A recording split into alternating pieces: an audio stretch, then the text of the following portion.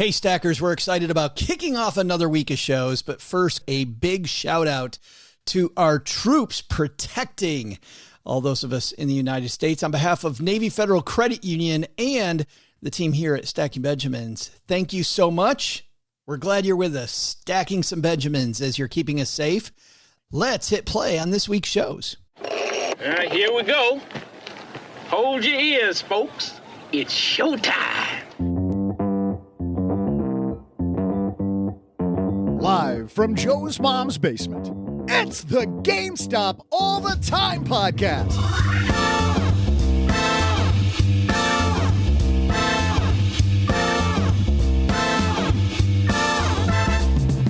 I'm Joe's mom's neighbor, Doug, and have you had dreams of casting your fortune on a rocket ship to the moon? That's how many viewed GameStop stock last week. We'll dive into the fuss and give our take on today's show. Plus, do you consider yourself a hustler? If so, maybe the I can sleep when I die mentality is costing you more than you know. We'll ask the author of the best-selling book, Busy, Tony Crabbe. Later, we'll toss out the Haven Lifeline to Andrew, who has a question about his indexed universal life policy. Should he keep it going or drop it? And I'm going to get judicial with today's trivia. And now, two guys who are both all in on GameStop, with their thoughts and prayers. It's Joe and O-G.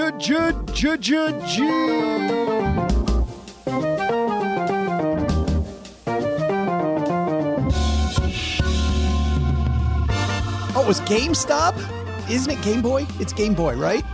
We discussed Game Boy. Because I'm certain of it. I bought 100,000 shares, a Game Boy. Wait, I bought 100,000 Game Boys. Oh, our air. Hey, everybody. Welcome to Know the Ticker Symbol for the Win podcast. I'm Joe Saul, High Average Joe Money on Twitter. And if you're somebody who last week made your fortune and now you're here wondering how to diversify and do the right thing, welcome to the party. I'm Joe Saul, High Average Joe Money on Twitter. We are the democratic home of open access to information for everybody on the internet. And we're so glad we're here. I'm Joe Saul, High Average Joe Money on Twitter. And across the card table from me, as always, on a glorious money-filled Monday, it's Mr. OG. What an exciting week. It has been great. It was just not exciting in the good way. It is the weirdest thing when we don't even know if we have up-to-date information with the stuff we're about to share. We're recording this for the second time because of the fact that things have changed since the beginning. And let's put it this way. Maybe many of you are like our friend Rachel Bonetta, podcaster Rachel Bonetta on Twitter the other day. How about this? It's really hard for me to say this, but I don't know anything about stocks. And I feel like I haven't even been able to go on Twitter in the last 24 hours because I don't know what anyone is talking about. So, maybe we could just go back to the Bernie memes. How many calls did you get from people trying to follow last week, wondering, what is this whole GameStop thing? What the heck's going on? Thankfully, zero. Zero phone calls. Yeah. It came up in conversation, but thankfully no one called. I had so many conversations about that last week. So our headlines, believe it or not, we're going to talk about a little company named GameStop, might touch on another company called Robinhood. And as if that's not all, we've got Tony Crabbe waiting in the wings to talk about how much being busy is costing you. Being busy has never cost you a dime, OG. Ouch. But first, before we talk to Tony, do you pay your credit cards off in full every month? Well, you may know that any credit card can offer cash back, but only Discover matches all the cash back you've earned at the end of your first year.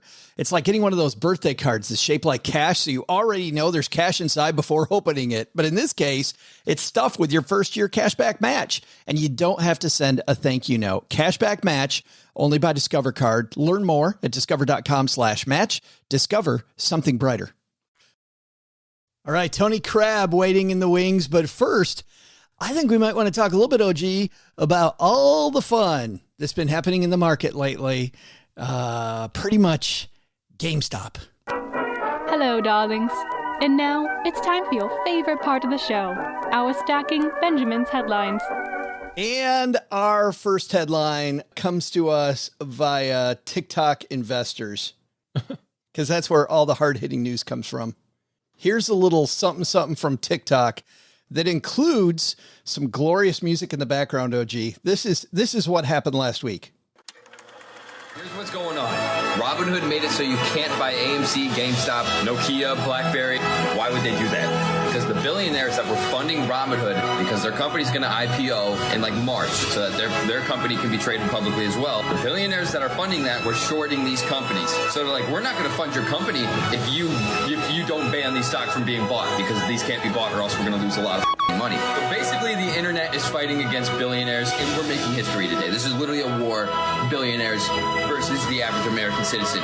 So that's why everyone that you see on the internet is buying AMC, trying to buy Nokia, trying to buy these companies so that these billionaires get a taste of their own medicine, because they're every average Joe ever. So that's why we're buying, that's why we're holding, because even if we lose money, it's basically a middle finger to these rich. We're not I don't know about that last little bit. I don't know if it's the dude or if it's the music. It's his passion. Big week for passion last week. Yeah. But before we get into all this David versus Goliath stuff, let's back up even further. Steve, back up the tape so we can start the story from closer to the beginning. This is a story that apparently, OG, goes back to November. And a dude who apparently initially it looked like it was two people. Now it looks like both those people were exactly the same person. A guy who used to work for Mass Mutual, who's in a Reddit forum called Wall Street Bets. And he noticed the short interest in GameStop. I think it goes back a lot further than that. I mean, this guy, and it turns out that he's at least allegedly anyway, a CFA, a chartered financial analyst, which is a pretty hard thing to get. So this is kind of his job. His job is to research companies. And some years ago, it's been years, noticed that there were more people betting against it than there was available stuff. And I think to kind of figure out like what that kind of sort of means, it's really kind of the crux of all of this issue, which is how can you bet more stuff against the thing that exists in the universe? Right. The short interest, the people betting against it was a bigger number than the people betting for it with their money. Well, and I think maybe it's a little simplistic to say, but let's say that we offered 100 shares to the general public for Stacking Benjamins. You could own a part of Stacking Benjamins. There's 100 opportunities to buy. We have what we sell those for, like 30 cents each? Well, let's not get into the particulars. But there's 100 shares. And meanwhile, the fine folks over at Choose FI, they're like, yeah, we don't think that's going to do so good. So we want to bet against it. We think that Stacking Benjamins is going to go down from $100 a share for their 100 shares. And we want to bet it's going to go down. And we want to bet 150 shares that it's going to go down. And you'd say, well, how are you going to bet 150? Well, the banks and brokerage companies just go, yeah, you guys are good for it. We'll figure it out. We'll settle it up later. So they allow us to have, or in this case, allow the fine folks at Choose FI to have more interest in us going down, which is fine. You can have that opinion, right? You can bet that way. You can invest that way. Perfectly fine. But to invest at a multiple that is more than is in existence, if they got all the shareholders of Stacking Benjamins in the same room and said, we want to buy you out, they would still be 50 shares short. They still wouldn't have enough. And so if there's enough notice of that, and do I say collusion? That sounds like a negative word. But if enough people notice it and have that opinion that, oh yeah, this is pretty stupid, we can kind of force their hand, right? Because the thing about betting on stocks going down is that you're only right from the price that you bet on all the way to zero. When you normally invest in stocks, what are you betting? You're betting that they go up. And what's your profit limit if stocks go up? Unlimited. Unlimited, right? You're never going to run out of profit. I mean, it can go from $1 a share to infinity, and you can profit the whole way. But if you're the other way, if you're saying, I think it's at 20, but I bet it's going to go to 10, you can bet that way. But if it goes to 30, you lose money. If you go to 40, you lose more money. If it goes to 50, you lose more money. You go to 100, it loses more and more money. And eventually, the people that you've made the bet with go, hey, fine folks at Choose FI, you guys need to make good on the fact that you are upside down on this. Well, what does that cause? It causes them to have to go out and buy it at whatever price the open market is at that day. So they can give it back. So that they can, own it to cover the fact that they were negative. And now instead of thinking about how you and I buy stocks, which, Joe, you and I have fun money accounts, and we go, I'm going to go long. I'm going to buy 5 shares of GM. What do you think? Those are our kind of big trade days.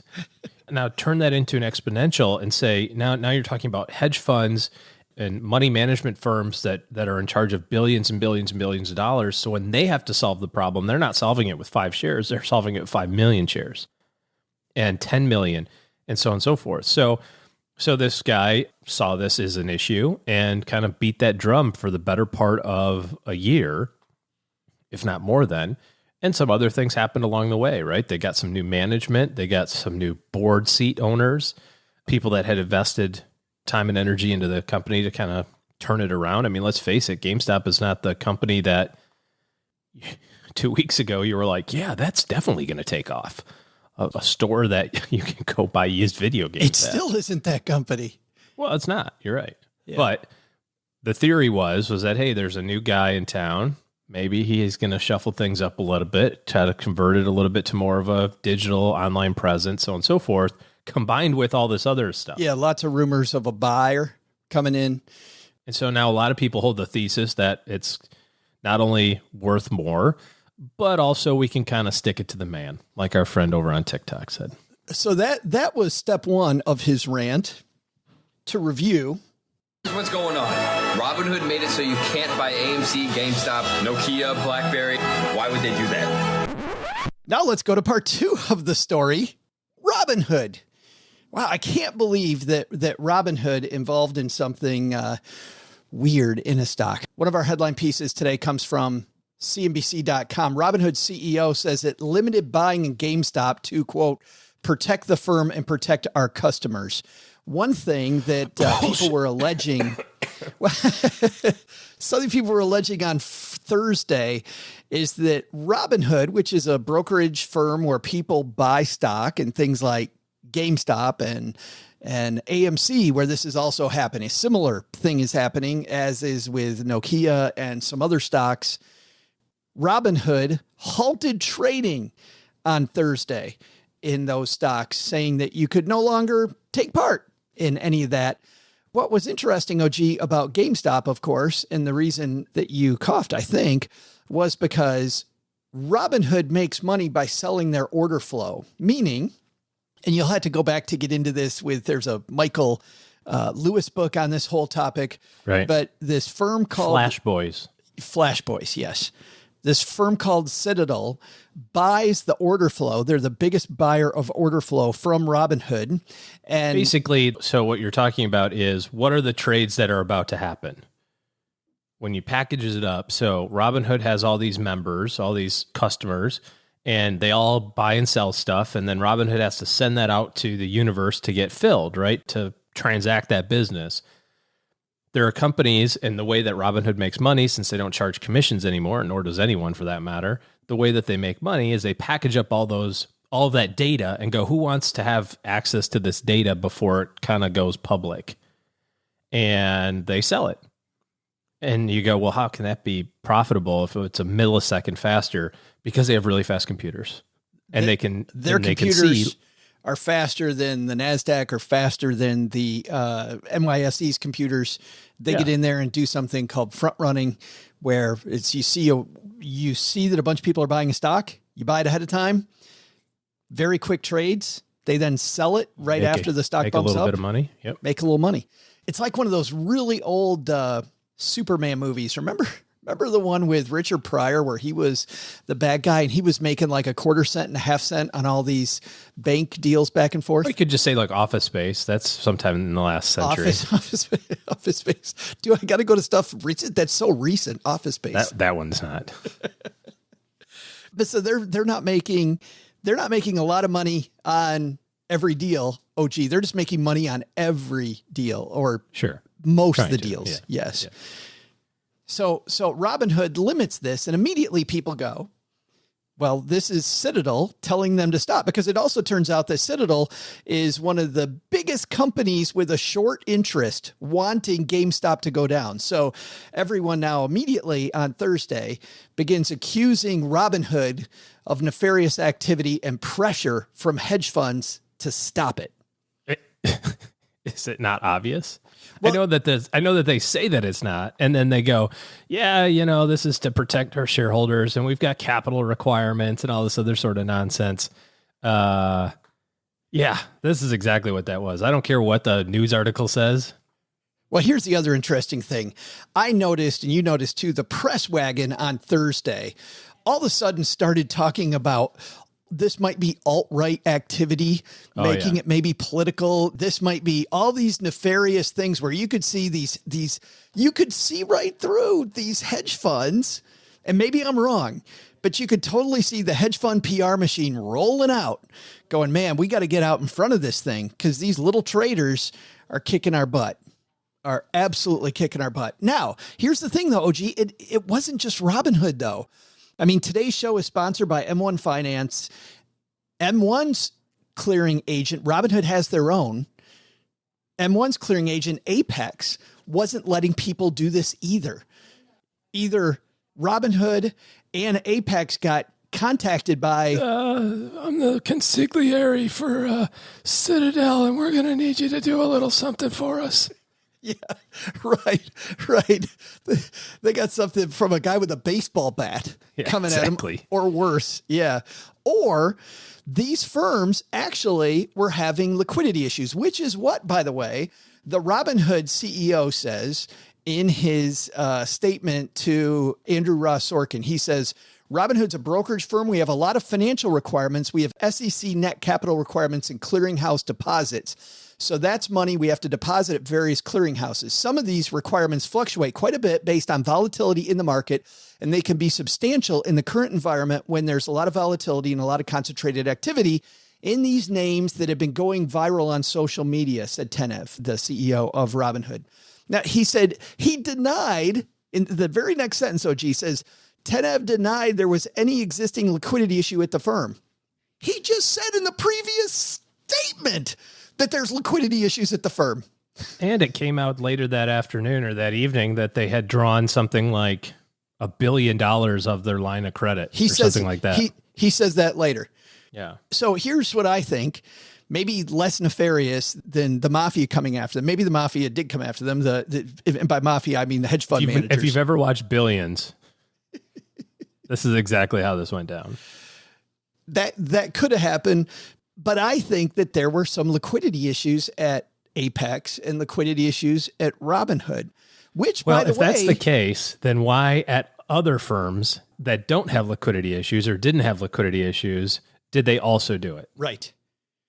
Yes. So companies like Interactive Brokers limited the trading.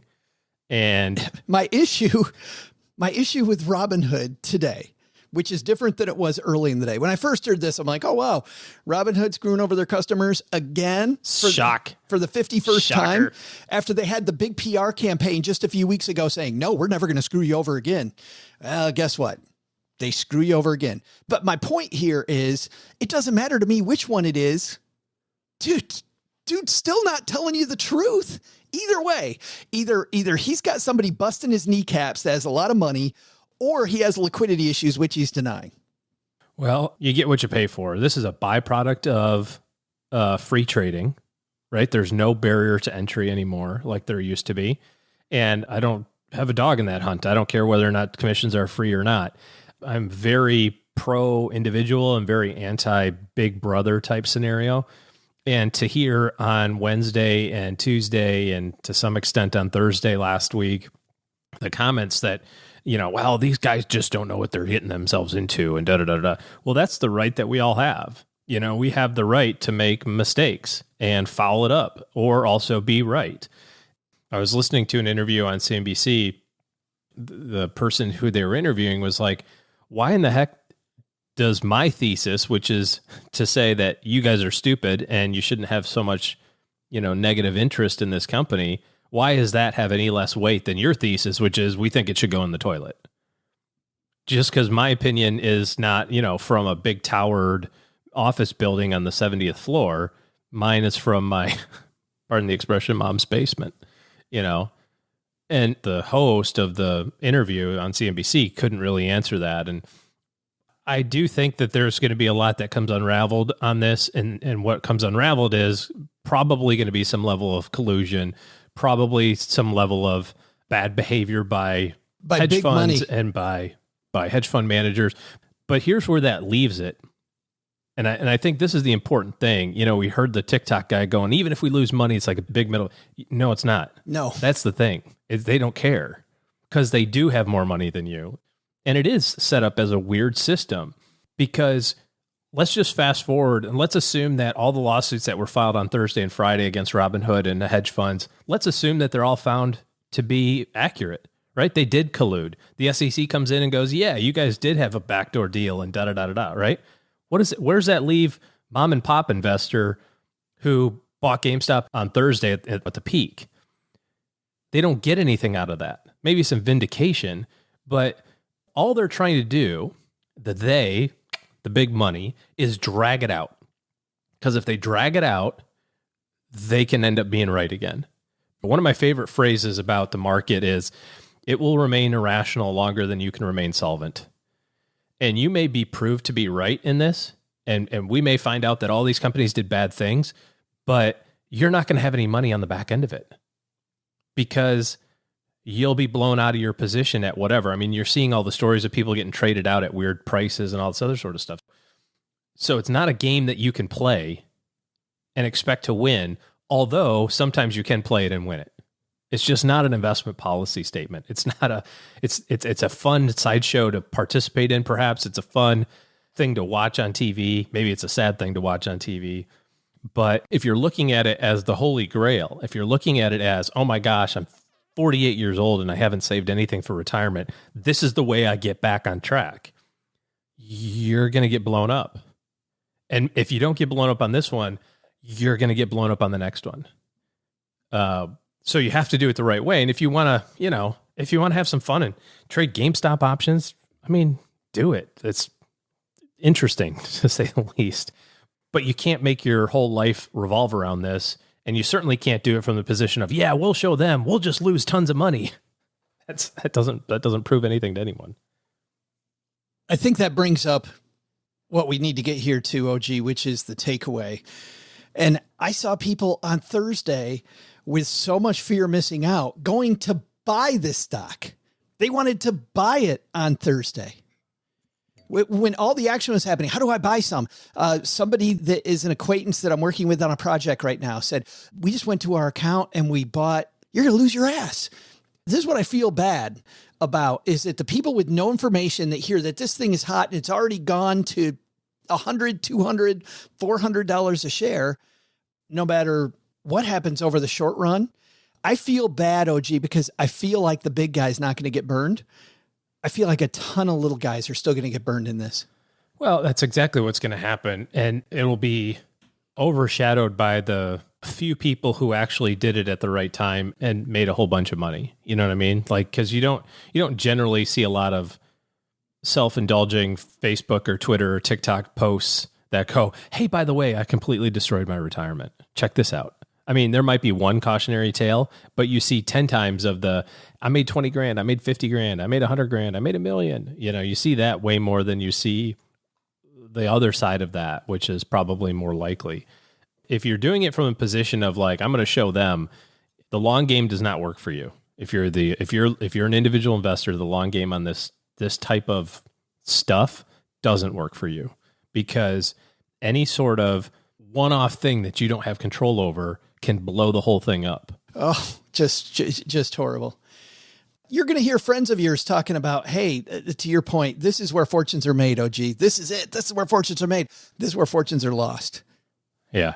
Yep. This is exactly where. In fact, it's funny. I have a family member who was in on this in November, and as of Thursday, had made a significant amount of money to the point that Cheryl even said to me, she's like, how come you're not talking to so-and-so about the money moves that they make? And I said, well, no offense to him because he's done incredibly well here, but it's a bet. It isn't an investment. It's a bet. It is a bet. Going back to David Stein, when he was on our show, talking about the difference between a bet and an investment. And when you're buying GameStop at $300 a share, it's a bet. It's not an investment. Yep. OG and I'll have our takeaways in just a moment from today's exciting discussion. We don't even have time for a second headline, but I think a big takeaway for all of us, OG, is that managing money has typically been complicated, time-consuming, and just another reason to bite your nails, as is the dude sawing in the background. That's a reason to bite your nails, because that doesn't stop here at Mom's house. We just keep the party going upstairs. Yeah, Mom's got the chainsaw out on a Monday morning, as usual. But for 500,000 investors who have accounts with M1 Finance, investing is smarter, it's more automated, and easier than ever.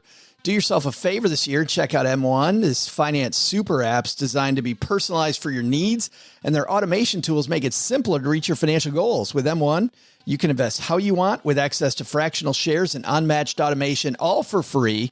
And you can borrow against your investments at super low rates, just 2 to 3.5%, and use this flexible portfolio line of credit for anything like investing more in your portfolio, refinancing other loans, or funding large projects. M1 ties it together in a free digital account so you can have more flexibility and smoother money movements. Just remember, peeps, borrowing involves higher risks and rates can vary. So visit M1 Finance, that's m1finance.com/SB to sign up, and you'll get $30 to invest because you're a stacker. Again, that's visit m1finance.com/SB to sign up, and you're going to get $30 to invest. Terms and conditions apply. I think my takeaway, OG, is this. Basically, the internet is fighting against billionaires, and we're making history today. This is literally a war, billionaires versus the average American citizen. Go average American citizen. It's a war. It is a war. If you're not in on this, it's okay. I don't know that I get involved. It's okay.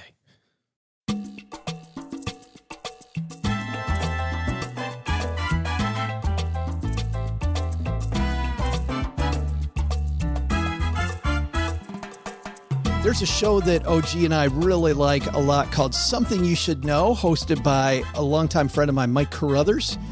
I was listening to Mike interview a gentleman named Tony Crabbe, and it was an incredibly fascinating discussion. And on a chat that I had with Mike, telling him just how much I really enjoyed the interview, he discussed the fact that we might be able to run it for you here, which I thought was amazingly cool that Mike would do that. So Mike Carruthers, longtime radio broadcaster, longtime journalist, and host of the Something You Should Know podcast. Here he is with Tony Crabbe on the price of being busy.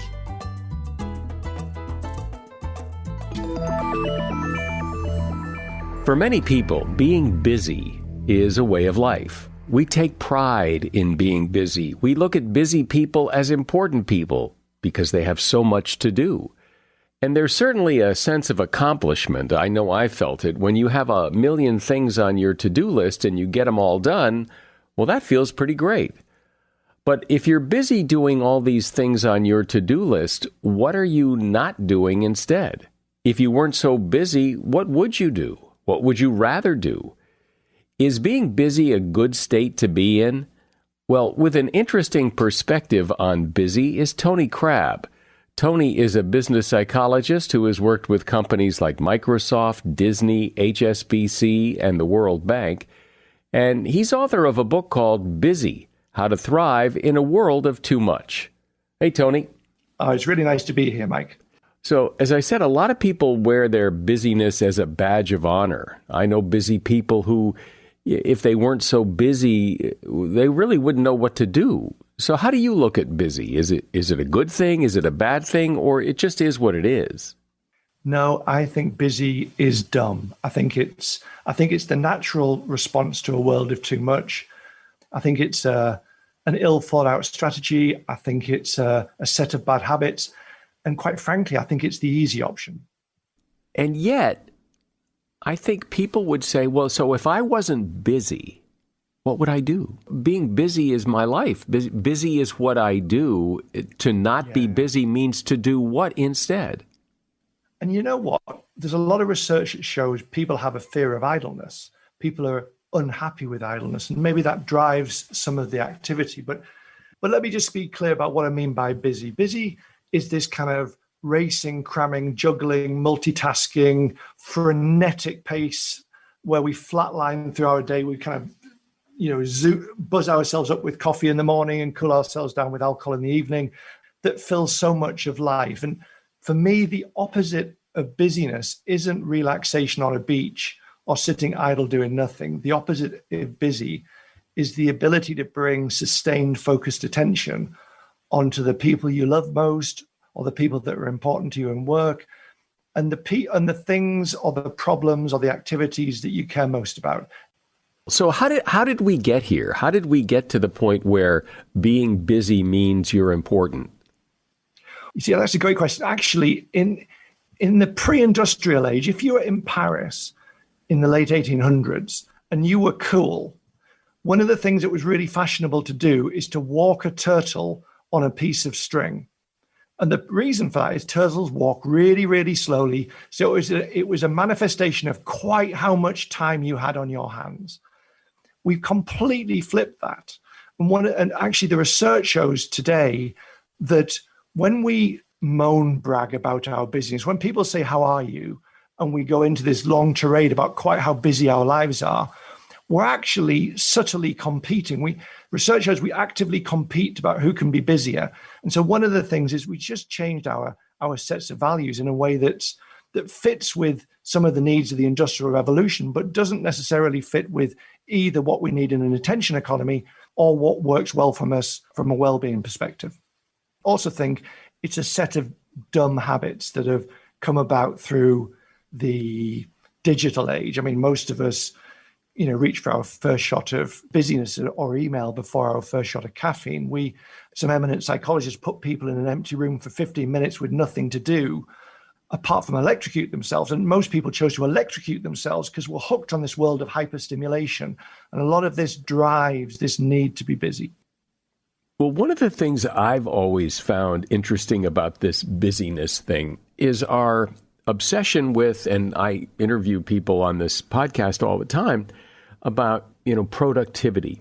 And it seems like the idea is to find ways to do things faster so you can do more things, and then do them faster so you can do more things. And the goal is always to get more done.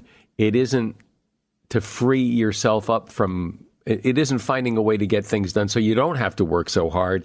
It's just making room for more work. But really, we've got hooked in what I call the more game, which is the rules are simple in terms of the way we think about success. The more we do, the faster we do it, the quicker we respond, the more we'll succeed. And that's kind of dumb. In the last 20 years, the amount of information we all consume has increased by a factor of 5. But over the same time period, the amount of content that the average worker produces has increased by a factor of 200. So if you hold those numbers together, most of all our well-meaning, more-based productivity is just white noise. Nobody can really consume it. And I think that's part of the issue. We're hooked in endlessly doing more, but it doesn't capture attention, which is the heart of the point around the attention economy. But the stuff that stands out in an attention economy is the stuff that's kind of interesting, that's kind of different. And very few of us we're so busy racing and cramming, we don't create the space for us to have the insight that leads to fresh thinking. So what do you say to the person who says, okay, well, this all sounds great. It would be great to have more time, but here's my day. I have to do this, and I have to do this, and I have to do this. It takes this much time to get it done, and that fills up the day. So it would be great to have more free time, but it is impossible. And it's funny, Mike, I would always get a question that would be asked at the end of a talk, and it would go something like this. Look, Tony, you say busy is a choice, but what about me? I'm a single parent. I've got 7 children. I run 3 multi-million-dollar projects. My mother-in-law's coming to stay, and I've got a dog with leukemia. And they look at me as if, surely I haven't got a choice. And they'd invest great energy in convincing me. And in some respects, what they were looking for almost is absolution. They were looking for me to say, actually, for you, busy isn't a choice. But when I dig further, in almost all cases, there is a difficult conversation or a tricky choice that isn't happening. And so what do you say to that guy, the guy whose mother-in-law is coming and his dog has leukemia? What's your advice to him? Yeah, well, it starts with making choices. So the standard question when we're deciding whether, if we should do something or if we want to do something is whether or not I should go to that meeting, whether or not I should cook that fancy meal for the mother-in-law, whether or not I should sign my child up for that other after-school activity, or whatever the case may be.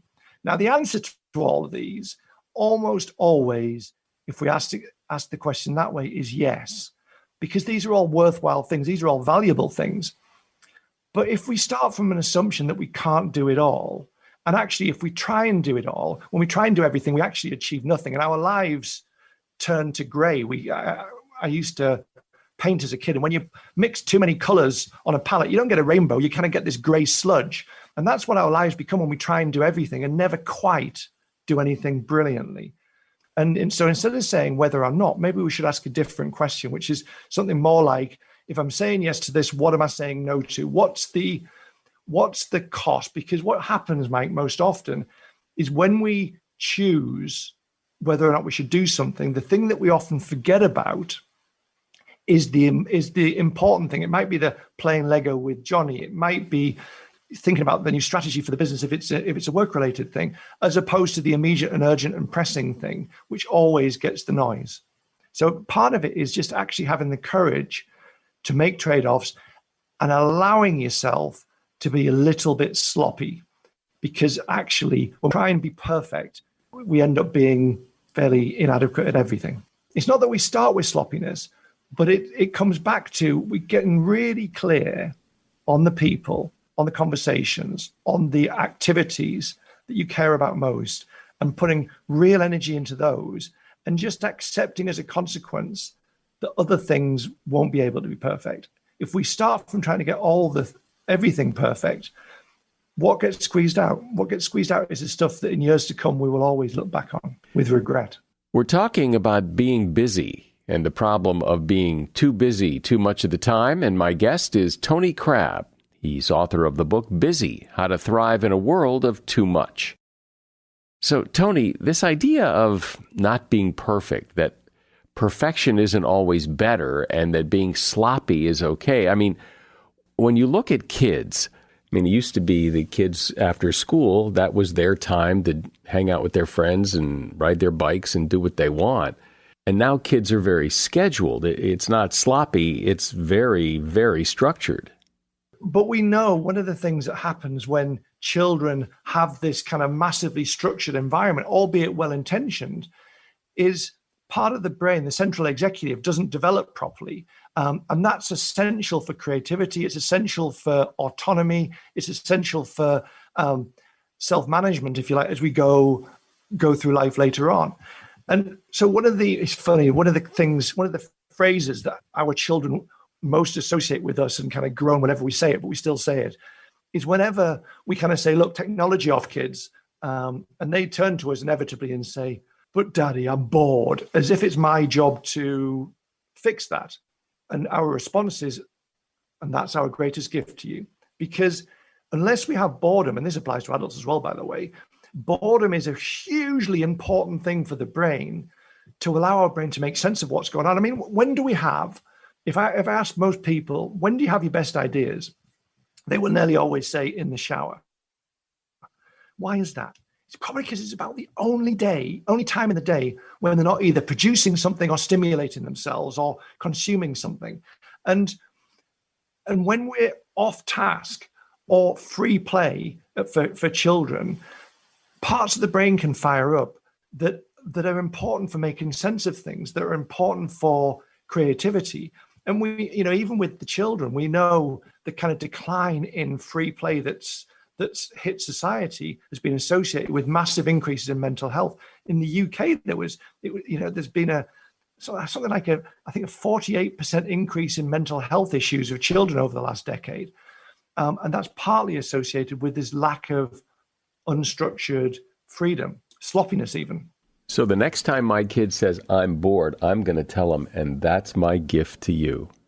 Exactly. But you know what? 2 or 3 minutes later, he'll be making some kind of cool thing with a washing up bottle or whatever, or painting a picture and doing something that is genuinely interesting, or actually, quite frankly, just having a conversation. And so what do you say, though, to people who just, I can imagine people listening to you going, yeah, well, this is really great, for other people. I'm sure this is really good, but I wouldn't know how to even approach what he's talking about. I mean, how would you even begin to put your toe in the water here if you're one of those people who gets up and starts 100 miles an hour? Well, look, there's a few things. I mean, actually, the doing nothing is one of the hardest things. I think what I would say is rather than thinking about time, because managing time is a really out of date thing to do. I don't think that time's our ultimate commodity anymore. The ultimate commodity that's in short supply is attention. And that's supported by some research by one of the chief economists at the Bank of England. But when you think about attention and what it means to manage attention, there are 3 elements to it. Attention has a direction. It's like a flashlight. It points in different directions. Attention has an intensity of focus, and attention has a duration, how long it lingers in any given place. And so thinking of our day about how do we intentionally point our attention onto stuff that we truly care about? How often have we got to the end of a day and we've been busy, but we can't really remember what we actually did? But it seems that so much of the day, it may be mundane things that you don't remember doing, but it doesn't mean they weren't important or necessary to get done. They had to get done. They just weren't particularly interesting or exciting. You still, you have to drop the clothes off of the dry cleaners, because if you don't have clean clothes. So those things are necessary. But I guess what you're saying is that we have a tendency to gravitate to those things. Those are the easier things to do. They're quicker. They're easy to check off the to-do list. And we tend to go towards that. In any given moment, given a choice between simple but dull activity or something that's a little trickier, that might be a deep conversation with your son. It might be starting that complex report that you were going to write. In any given moment, the choice between these 2 things, you're going to choose the simple and dull activity. And so what often happens is we get into this frenetic activity and we feel, because we've got loads of dopamine flowing around, like we're being super, uber effective. But actually, probably what we're doing is just making lots of choices in the grip of temptation for small, meaningless stuff, as opposed to big things. When we're at home, we fub each other. Are you familiar with the word fubbing, Mike? Is that a word that's... Fubbing is this notion of snubbing someone with your phone, being effectively rude to someone with your phone. So mid-conversation, you just whip out your phone and have a quick glance. Or you're in a meeting and you just open the laptop. Don't mind me. I'm just doing a few emails. I'll join the meeting at the right time. And we fub people all the time and therefore are never fully involved in those conversations. And just getting into some simple habits around being fully present and putting the phone away. We actually know that just putting your phone on the table makes the other person like you less because they know you're only semi-present. Actually, I've got a friend of mine who started a fight back against fubbing, and he carries a book of poetry. And if anyone ever fubs him, he whips out his book of poetry, reads a couple of verses and puts it back in his pocket with no explanation whatsoever, just to make the point that just because it's a phone, it's still odd to disrupt a conversation by looking at it. So thinking about your day, less about how do I maximize my minutes, and thinking instead about how do I persistently point my attention to what matters? How do I get really immersed and present with the people I care about or matter to me and on the problems? And how do I avoid the temptation of distractions will be a smart place to start. I want to get you to talk about the idea that, there are people who are busy, and the concept of not being busy makes no sense to them. What would they do? I mean, if they weren't busy, that's what people do. They do stuff. They go places. They run errands. They do what they do, and there's a joy there. There's like a sense of accomplishment of I got all these things done. Things are off my to-do list. And they can't really comprehend what you're talking about. I would answer that question in so many different ways. So first is we've got to differentiate buzz from joy. So the fact is busyness gives us a buzz because of the dopamine, but actually it undermines the joy. It reduces our ability to be fully present in our conversation. We see, we're kind of surrounded by people who are just living lives of partial attention, never fully present. And if you actually think about the times when you were most joyful, when you were most truly happy over the last few weeks and months, it would have been a time when you were immersed your attention with reckless abandon into the conversation or the activity you were doing. And that isn't busyness.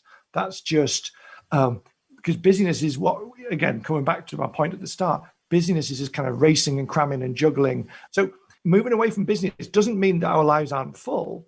I'm not arguing for doing a lot less necessarily. What I'm suggesting is we do things for longer with less interruptions. We focus deeper with more intensity, and we bring our attention more regularly to the things that really matter. I mean, 58% of knowledge workers are saying they do less than 30 minutes thinking a day. 30% say they do no thinking at all each day, which kind of is bonkers. We see empathy levels of US students has dropped by 40% over the last couple of decades, because we're getting into, and this is also mirrored, by the way, in organizations, because we're getting out of the habit of being fully present with people. So what I'm not arguing and suggesting is that we just give up everything and go into idle life.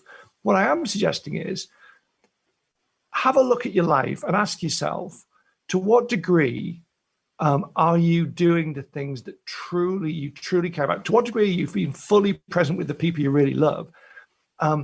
And if the answer to that is, well, I could do a bit better on that, then make small choices that allow you to spend a little bit more time with deep attention with the people that you love most, with the people that matter to you most in the organization or in your work, or on the activities that you know will truly add value either to your life or the organization. And small shifts and small choices that we make to put a bit more time into those, even if they require tricky choices or tricky conversations to allow us to do those, will make a big difference, not only in the quality of our lives and the quality of our work, but will also make a big difference in the sense of control we feel over our lives.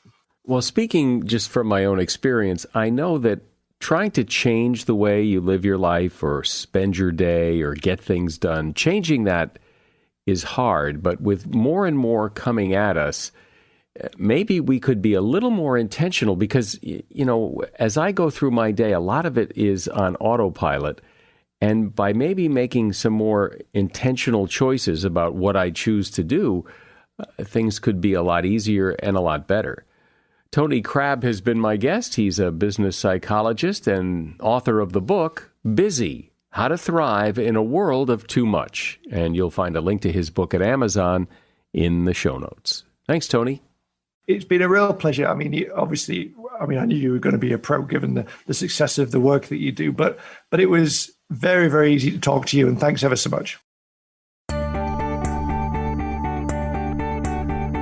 Hey, trivia fans, I'm your trivia host, Joe's mom's neighbor, Doug. And according to the crazy holiday calendar Joe's mom got me, today is Spunky Old Broads Day to you. I just found out about this holiday and already have mixed feelings about it, because whenever I walk up to a spunky old broad and call her a spunky old broad, she doesn't seem to care for it that much. Much like I told Joe's mom to rethink those jeans, maybe we should, I don't know, drop her and maybe rethink this topic too? Hey, you know what? I actually have a better idea that I'm sure is going to stick. I'll tell you more about it after today's trivia question. Here it is. Did you know the U.S. Supreme Court started on this date in 1790? Today, there are 9 justices sitting on the court, but how many justices were there back in 1790? I'll be back with your answer faster than you can object to this podcast. Well, Stackers, you pay your credit cards off in full every month. Well, you probably know that any credit card can offer cash back, but only Discover matches all the cash back you've earned at the end of your first year. It's like getting one of those birthday cards that's shaped like cash, so you already know there's cash inside before you open it. But in this case, it's stuff with your first year cash back match, and you don't even have to send a thank you note. Cashback match, only by Discover Card. Learn more at discover.com/match. Discover something brighter.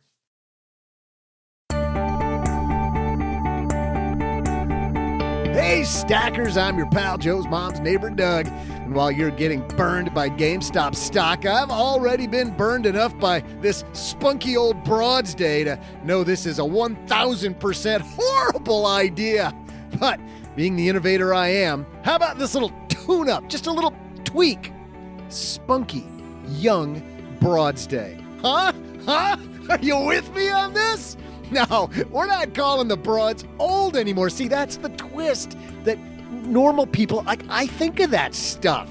I can safely walk up to Joe's mom's friend Gertrude, tell her what a spunky young broad she is, and I'm sure she's gonna, who wouldn't love that? Let's get this finished up so I can try this little miracle idea out. Back to the trivia question, though. Here it was. How many justices were there back in 1790? If you guessed an odd number, you'd be wrong. The answer is actually 6. So how they ever made decisions with an even number is beyond me. All right, I got to head off to the store. See ya.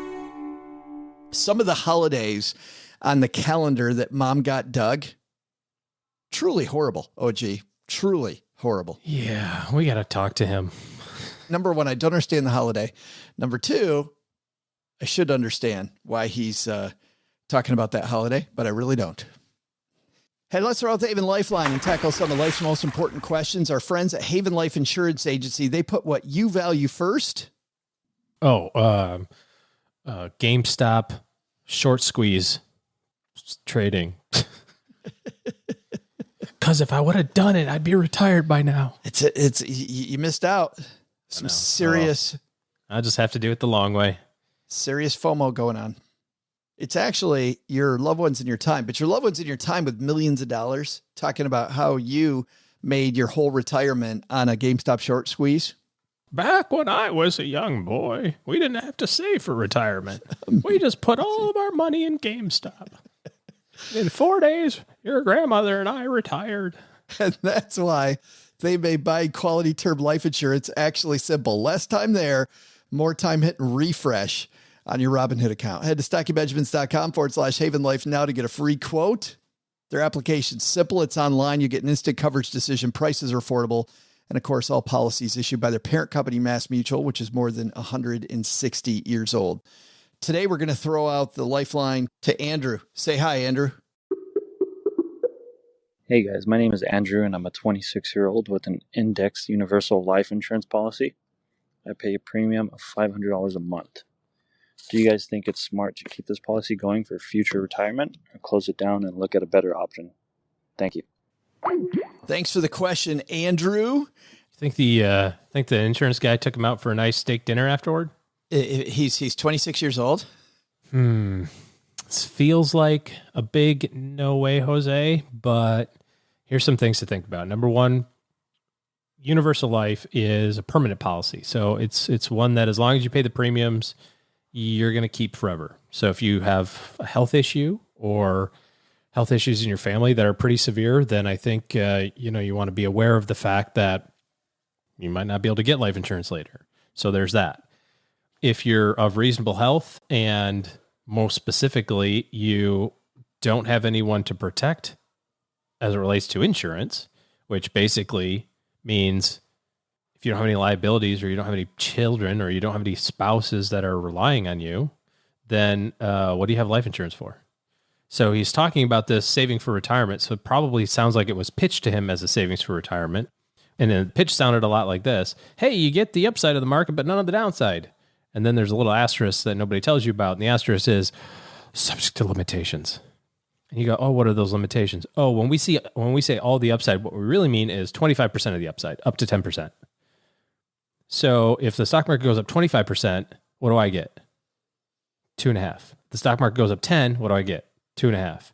The stock market goes up 30, what do I get? 2.5. The stock market goes up 7, what do I get? Like 1.3. So how is that a good investment for retirement? It's just not. So yeah, I think he's got to, I mean, at the very least with his investments, get rid of that cap. Get rid of those caps. It can't. It's contractual. I know, but I'm saying just in his investment vehicles for retirement, he shouldn't have those types of caps, which is the reason why I think it's a no. Yeah. I mean, he didn't say, hey, I've got a universal life policy because I've got all these kids and responsibilities, and also I can save money for retirement. What do you think? He said, should I get rid of it and save for retirement elsewhere? Based on that, the answer is yes. Get rid of it. And also, whoever sold it to you, never talk to that person again, because that's horse patootie. Yeah, that was a bad thing. Wrong product. I do like the fact, I'd love to hear how much without getting too far in the weeds, I'd love to hear how high the death benefit is on that, because hearing a number that's big that he's packing into it, frankly, when it comes to that type of life insurance policy, OG, you and I know the only way to use that successfully is to pack a bunch of money into it, which is counterintuitive for most people, right? Why am I putting more money in life insurance policy? Well, it's actually going into the savings part, which is reducing the cost of the insurance and more money's going into your pocket. In this case, it's going into the wrong investment, one that you don't need. And he's got this cost of insurance that I question whether he needs it or not. Like you said, he didn't mention kids or replacement for his income or anything like that. So what starts off as a maybe not idea, probably not for most people, turns into a hard no. Yeah. Slimy. Yeah. Run away. Thanks for the question, Andrew. If you've got a question for us, head to stackingbenjamins.com. Actually, go to stackingbenjamins.com/voicemail. That'll take you right there. And you can ask us a question as well. We're very happy to answer your questions. A lot of people to thank, got to thank, especially Mike Carruthers for hanging out with us today, OG. Mike and his Something You Should Know podcast. We're big fans of that show. And Mike has been a friend of mine for a number of years. So big thanks to Mike for collaborating with us on today's episode. Thanks to you, OG, for all your help and for just being me. Yeah, even though you didn't tell me to get into GameStop. A little upset about that, but it's all right. Yes. Maybe next time. Whatever. When you said get into GameStop, I went to the store. You were like, all right, I'm here. Now what? Yeah. Didn't quite work out, but I did sell 3 Mile Games and got $12. That's going to do it for today. We'll let Doug take care of thanking everybody else, but just got to say this 2 things. Big thanks to everybody who's left us a review of this here show. And last but not least, after the heck of a year that we just had, and by heck of a year, I mean the dumpster fire, I think you owe it to yourself to have a smart friend in your corner who looks at what you're doing and sees if it can maybe dovetail better. And OG and his team are taking clients. So if you want to do yourself that favor, head to stackingbenjamins.com/OG. That's the link to OG's team's calendar. And you can see how they can help you do better with your money in 2021. All right, that's going to do it for today. Doug, what should we have learned today? Look, Joe, I am super busy over here. I don't have time to... Okay, fine. All right, I'll tell them what they should have learned today. We'll do this fast. First, take a lesson from our headlines. Thinking about going all in on GameStop to stick it to the man? Well, turns out the man probably has a lot more money than you, and unless you're ready to take a beating when this stock returns to its fundamentals, we wouldn't get involved. Second, take some advice from Tony Crabbe. Maybe being less busy is what we're after all.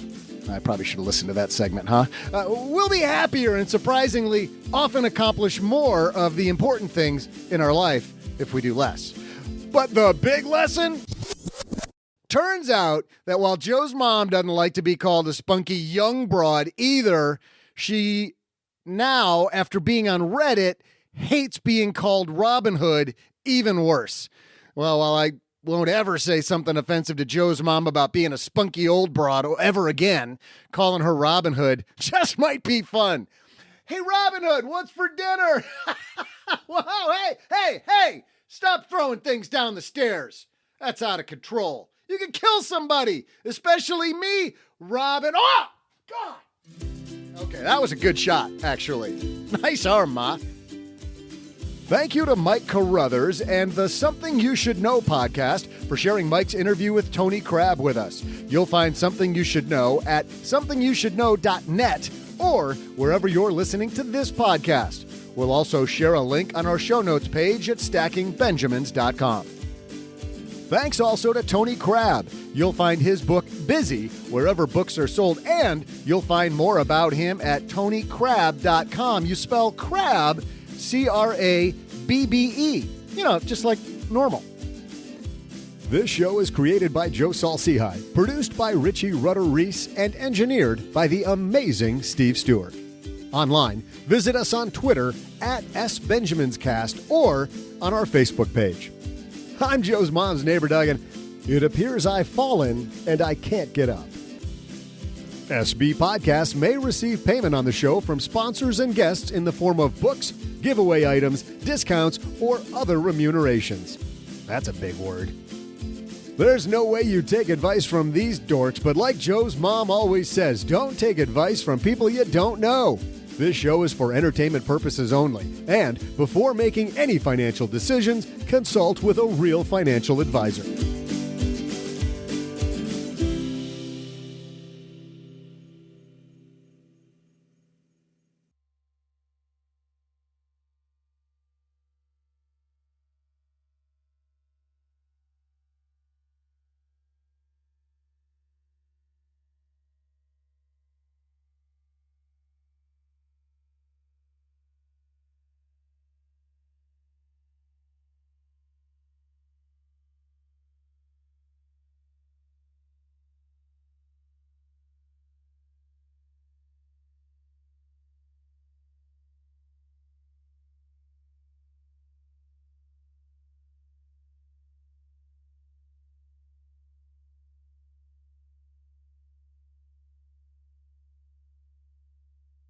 I have my first colonoscopy tomorrow.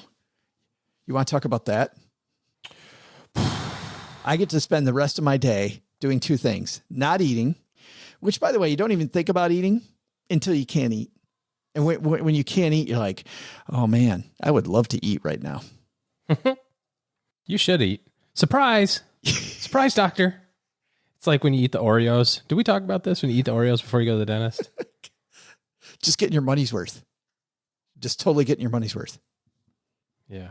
Have like a bunch of sauerkraut and beer tonight for dinner.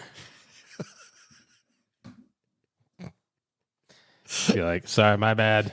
My bad. Just really, really stinky stuff like asparagus and sauerkraut. Yeah. That'd be horrible. And peppers. Yeah. Yeah. Probably not going to do that. You're welcome, Doc. So you don't get to eat for a week, huh?